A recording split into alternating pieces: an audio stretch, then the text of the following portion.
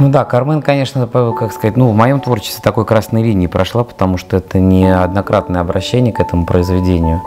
Вот, по первой профессии я балетмейстер, и, собственно, в балетном мире есть замечательный балет «Кармен Сюита». То есть это на музыку Бизе в переложении Родиона Щедрина. И, в общем-то, вот первое было обращение у меня как балетмейстера к этому произведению. Вот, и когда я поставил, подумал, в принципе, наверное, достаточно, и, в общем-то, больше, наверное, с этой дамой мы встречаться не будем. Но, тем не менее, вот после того, как я поставил оперу «Турандот», позвонил Константин Анатольевич Иванов из Йошкар-Олы и предложил поставить оперу «Кармен». Как-то так все и началось. Вот, и... Конечно, хочу сказать сразу, что именно оперная «Кармен», она, конечно, более богатая, более интересная. И, конечно, работать именно с оперным произведением «Кармен», конечно, это магия и волшебство, потому что это музыка, именно оригинальная музыка Бизе в его оригинальной оркестровке, в соединении с французским текстом, в первую очередь, конечно.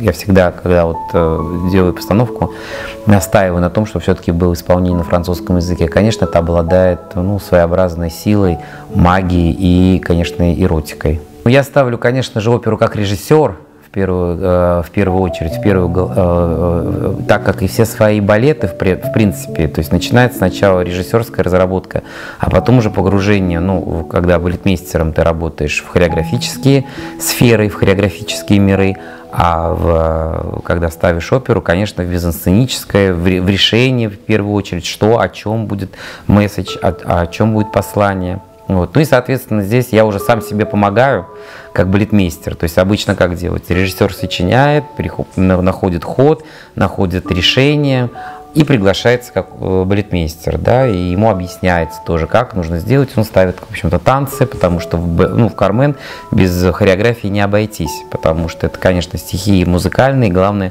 танцевальные, да, обилие всех различных испанских мотивов, танцев. Всем уже известно, что Бизе брал из учебника испанской музыки, и хабанеры, все это практически взаимствование, да, то есть переработанные им. И поэтому, конечно, это такая оригинальная испанская стихия, которая заставляет и петь, и танцевать. Вот. И, конечно же, здесь, я говорю, как-то два человека работают. Я как режиссер, и я как сам же себе ставлю задачи, как балетмейстер. Вот. И, соответственно, в данном случае это, наиболее, выигрышный вариант, потому что не нужно тратить режиссеру, объяснять балетмейстеру, который, в принципе, не очень иногда вообще смотрит весь спектакль от начала до конца. Ему говорят, здесь нужно поставить номер какой-то, и здесь номер поставить. И, конечно, иногда это не так логично вписывается в общую концепцию, задуманную режиссером. А здесь, собственно, в одну голову ты думаешь, как ты все это разместишь вместе с хором, с балетом, с вокалистами, со сценографией, со светом и так далее, и так далее.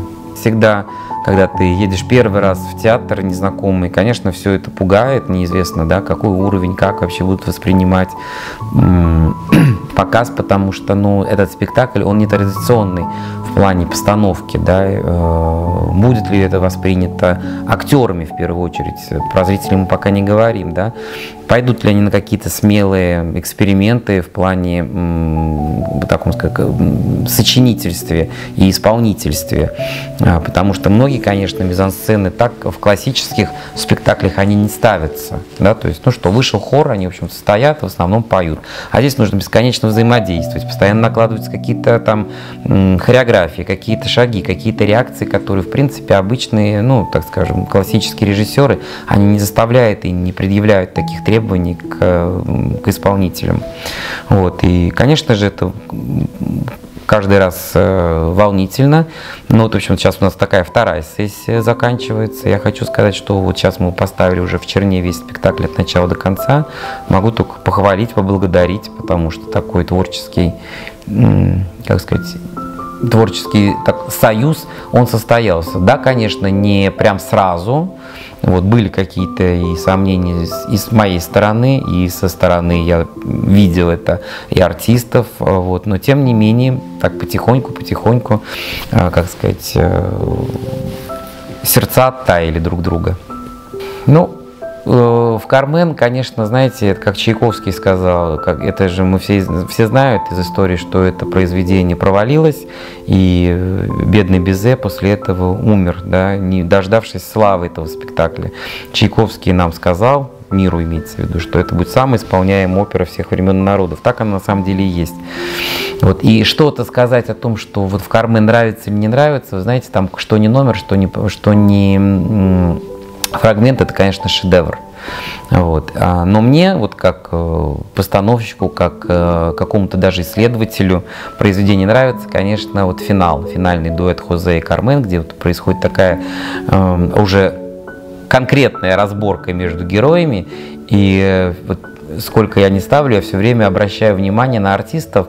Обратите внимание на эту сцену, что она написана с опережением тех лет, когда писалась опера. То есть это написано в таком стиле, как сказать, вот веризма уже, то, что потом будет писать Пучини, такая опера криков, потому как в те времена, это 1875 год, так, конечно, дуэты не писали, да, и вот эта приближенная драма, да, из оперы, так мы быстро переносимся в драматический театр, и практически герои друг на друга кричат, да, выбрасывая такие какие-то мелодикламации, речитативы, сопровождаемые закулисным хором. Конечно, это прям вот Бизе предвосхитил свое время так лет на 50. Вот, это будут писать позже намного, да, и это с точки зрения истории интересно, и с точки зрения, конечно, ну, потрясающего музыкального письма, от которого, на самом деле, один из немногих дуэтов, от которых, на самом деле, действительно, так, знаете, вот мурашки по коже. То есть мне, вот, конечно, эта сцена больше всего нравится, наверное, во всем спектакле. Ну да, как сказать, традиционный набор, да, в общем-то, алмазы, вот авиакомпании Якутия иногда в Домодедово на пересадках, да, видел, думал, наверное, далеко. Красиво, но, честно говоря, к северу, знаете, всегда трепетно отношусь, мне всегда нравились, как сказать, северные города. И вообще я люблю больше по своей жизни, по своим ощущениям зиму.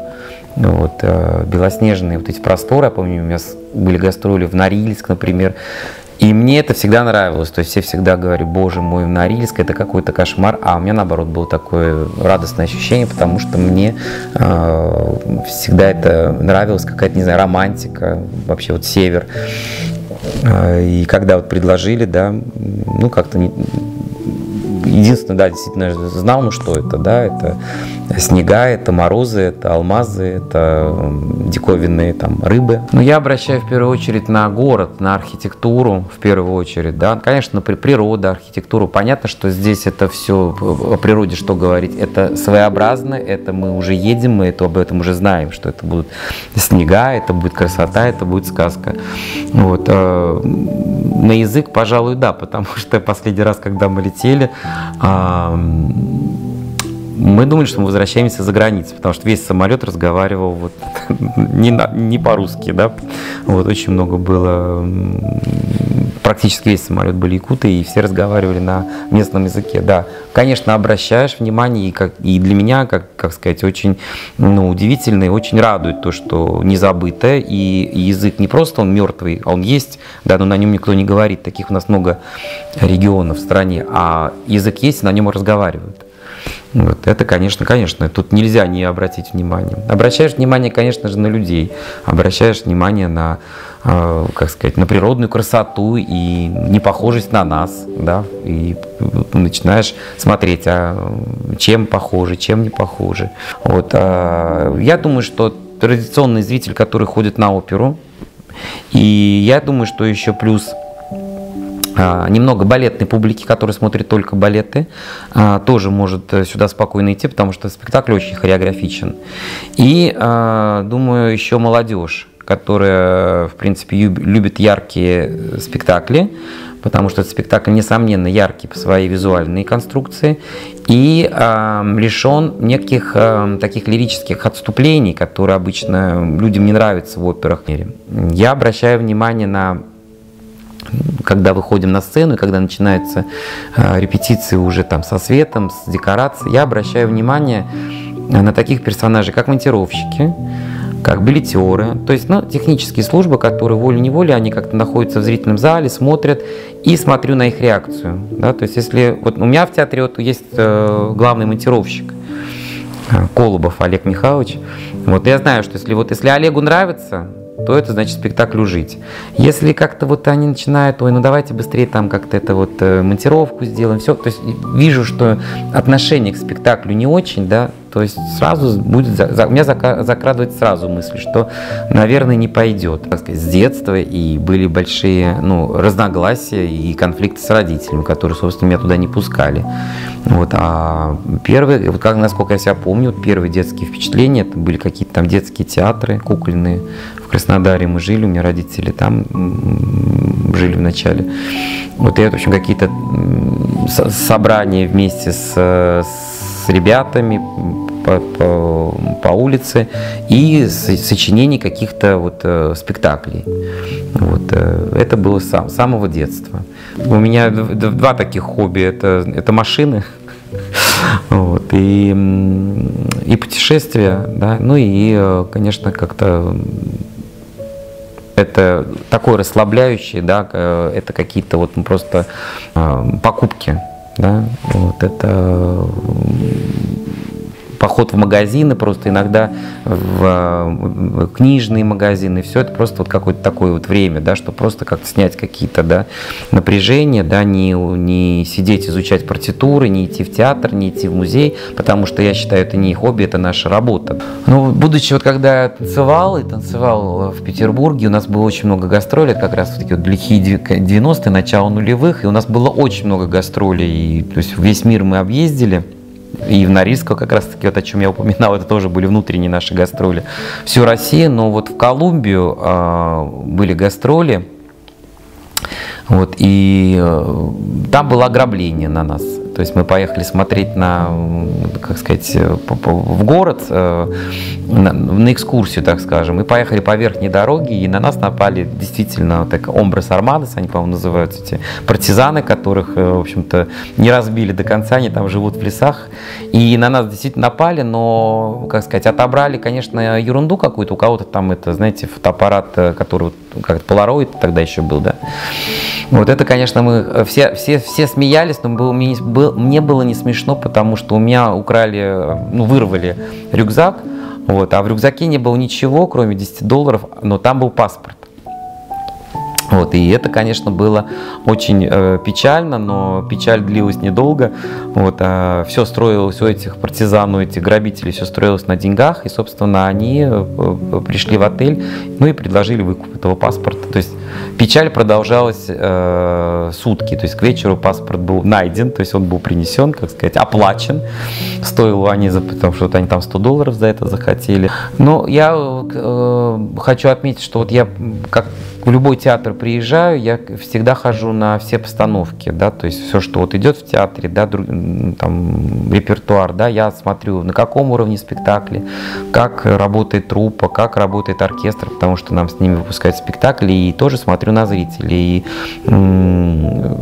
конечно, я больше был вот на балетных спектаклях, потому что сейчас из-за того, что, видимо, готовится Кармен, у нас мало оперных спектаклей, но публика у вас очень добрая, очень благодарная. Пожелать, да, чтобы так же приходили и на оперу, и не боялись такого жанра, как опера, и плюс французского языка. Я обещаю, что будет все понятно, плюс подстрочный перевод, и, конечно, такая яркая визуализация, она, в общем-то, раскрывает и рассказывает зрителю практически все, что написано в этом произведении. Вот, любить театр, приходить и быть с нами, с артистами.